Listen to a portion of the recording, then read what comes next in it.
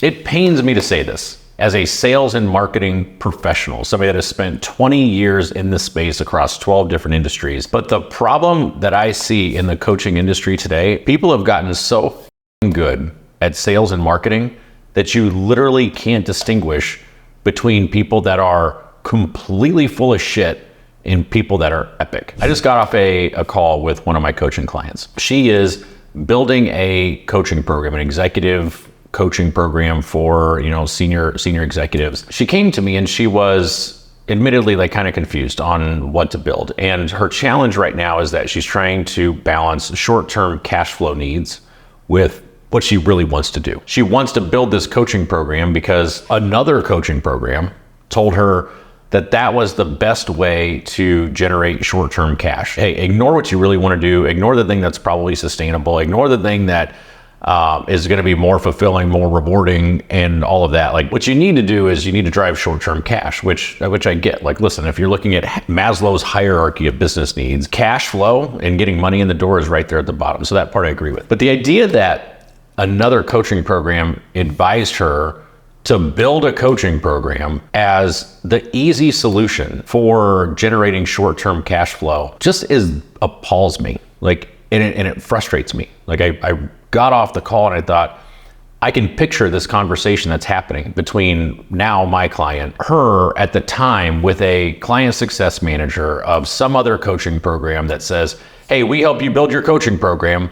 And she says, I'm just not feeling this. I just don't want to do this. This is what I really want to do. I want to go into B2B consulting, and I want to, work with business teams, and I want to work with corporations, and I want to lead communications, and I want to And they said, no, and the client success manager is equipped with an excellent playbook, right? Because that's because it's what we do as sales and marketing professionals. So we equip them with a great playbook that encourages us to challenge them, to guide them back into our program to save the sale. But we're saving the sale at the expense of that person's long-term future. That is the frustrating part to me. Talking to people that have been just led astray by gimmicks, by coaches, by whatever it is, the online money bros that will give any advice that they can in order to generate more cash. They will make any promise that they can to generate more cash. Build me something irresistible. Build me something that no one can refuse. Build me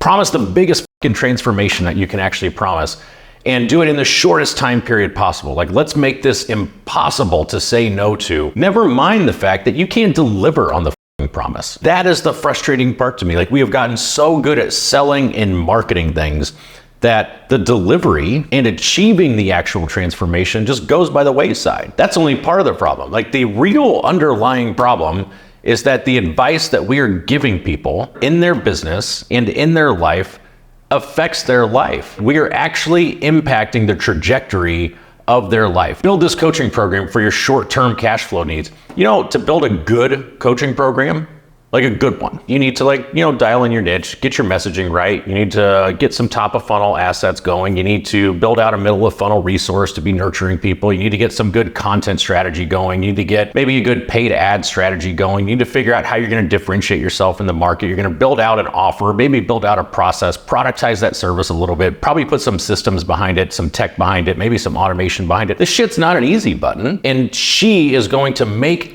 changes in her life. She's going to make decisions in her life that are going to affect her husband, her kids, solely on the idea that this other coaching program needed to retain her as a client. They needed to keep her money. So they need to sell her on the dream, sell her on the irresistible offer, sell her on that Godfather offer, bring her back in. And that person goes home and says, hey, good job. I did a good job. I saved a client. I gave bad advice, and they're going to build a business that they don't love, and it's probably not going to be successful because they don't love it, and it's going to be way harder than I told them it was going to be. It's probably not actually going to affect her short-term cash flow needs, and it's going to come at the expense of building a business that she really wanted to build long-term.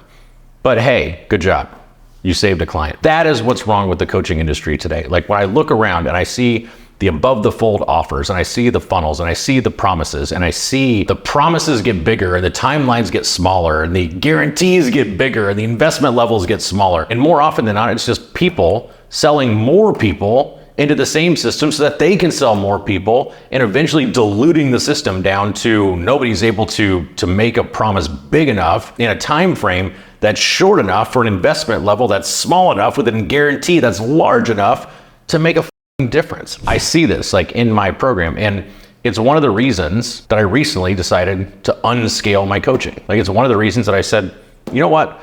I can make plenty of money consulting. I can make plenty of money doing other things. Like, I've built sales teams, I've scaled businesses, I've turned businesses around, I've done private equity. Like, I can make money in any number of ways. I don't need to scale my coaching. And when I have the small number of clients on the private client side of the people that I choose to work with, and I hear these things, it's just frustrating to me. It's frustrating to me because I see what the impact of following bad advice has on other people, and not just in their business. Now she's one or two steps backwards. The short-term cash flow needs are even more important and more urgent. From a business standpoint, it's a train wreck.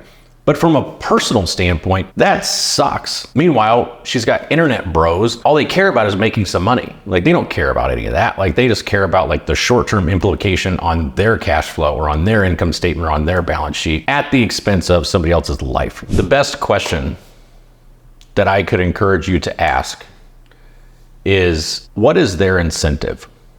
Like, how are you aligned? What is really motivating them to close you? If they are following an SOP that uses some of the best playbooks on the planet, which, by the way, I've helped write many of them. Like, I know how to use psychology for persuasion. And it's actually, I don't feel bad about it when the outcome is in the best interest of the person that I'm talking to, which is why some of the best coaches on the planet, their business is a side business. They don't have to sell people into things. They don't have to hire salespeople to go like cold killer mentality and close everybody that they can. Coaching is a side gig. They do it because they want to. But that's not to say like every big program is necessarily bad. What I would encourage you to do though is just think through the person that I'm talking to, this salesperson, this account manager, this client success manager, whoever it is, are they operating with my best interest in mind? Right? And if I follow their advice, are we in any way, shape, or form aligned on the outcomes of this? You've got to take responsibility for your own outcomes, of course. This salesperson that gets his commission or her commission after they close this deal, do they give a shit what actually happens to you? And if you don't feel confident that the answer is an absolute, unequivocal, undeniable yes, well then you're always going to have in the back of your mind like a little doubt, right? Like, like, are they just selling me into something? Like, sadly, a lot of times they are. I see it over and over and over again. I see it in content where, you know, you've got influencers who've never done the thing that are giving advice on how to do the thing. I see it with people that are trying to be consultants that have never done what they're training or teaching or showing other people how to do. And I see it all the time from people that reach out to us, join our community, inquire about coaching, and tell me the horror stories that they've had with other programs, other coaches, other consultants, other advisors that have given them advice, that they've followed it, they've invested a ton of money, they've invested a ton of time, they've invested a ton of energy, they haven't gotten the results, and now they feel even worse about themselves. And this is my PSA. I hope it helps somebody. Adios.